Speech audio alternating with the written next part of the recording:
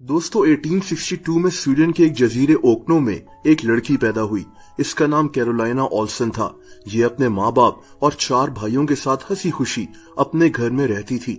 इनकी जिंदगी नॉर्मल गुजर रही थी, लेकिन कैरोलाइना जब 14 साल की हुई तो कुछ ऐसा हुआ कि इसकी जिंदगी बिल्कुल बदल कर रह गई। दोस्तों ये फरवरी 1876 का एक सर्द दिन था। स्वीडन में शदीद सर्दी पड़ रही थी। जहां भी नजर जाती बस बर्फ ही बर्फ मौजूद थी। कैरोलाइना स्कूल से घर वापस इसी बर्फ में चल रही थी जब ये लड़की अचानक सर के बल नीचे गिर गई। इसका सर जाकर बर्फ में लगा।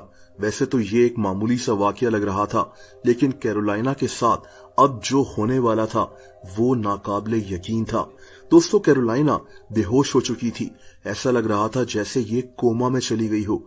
इस लड़की की फैमिली एक ऐसी जगह पर रहती थी जहां इतने अच्छे हॉस्पिटल्स और डॉक्टर्स मौजूद नहीं थे, और इसीलिए इसकी फैमिली ने अपने रिश्तेदारों, दोस्तों और पड़ोसियों से पैसे लिए ताकि इसका इलाज अच्छी तरह से हो सके।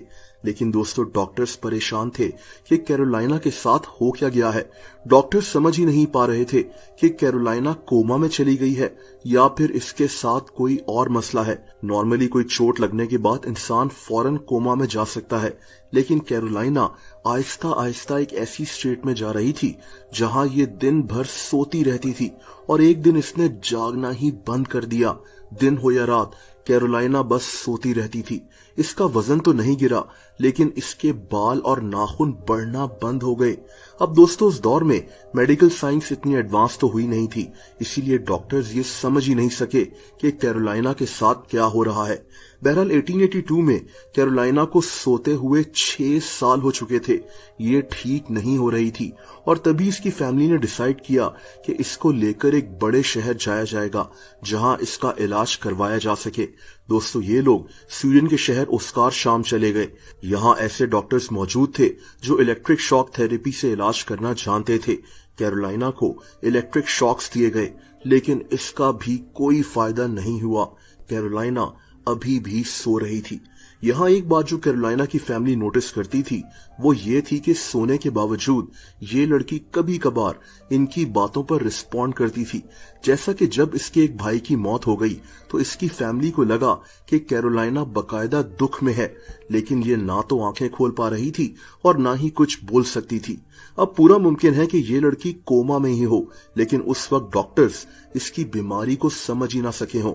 आज हम ऐसे कई केसेस देखते हैं जहां लोग कोमा में थे, लेकिन इनको पता चल रहा था कि इनके इर्द गिर्द क्या हो रहा है। कैरोलाइना के साथ भी शायद यही कुछ हो रहा हो, लेकिन उस दौर में इसकी कहानी इस तरह से मशहूर हो गई कि एक ऐसी लड़की जो कई सालों से सो रही है। दोस्तों वक्त गुजरता गया और कैरोलाइना को सोते हुए या कोमा में 32 साल गुजर गए। आप खुद सोचें कि 32 साल में क्या कुछ बदल गया होगा। कैरोलाइना अब 46 साल की हो चुकी थी, और फिर वो हुआ जो इंतहाई हैरत अंगेज था। दोस्तों 32 साल के बाद यानी 1908 में एक दिन कैरोलाइना अचानक जाग गई। ये स्वीडन में एक बहुत बड़ी खबर बन चुकी थी। कैरोलाइना को कुछ याद नहीं था कि पिछले 32 साल में इसके साथ हुआ क्या है। डॉक्टर्स, न्यूज रिपोर्टर्स और मुख्तलिफ लोग इसके घर इसको देखने के लिए आना शुरू हो गए। स्वीडन के लोग इसके लिए दुआएं करना शुरू हो गए।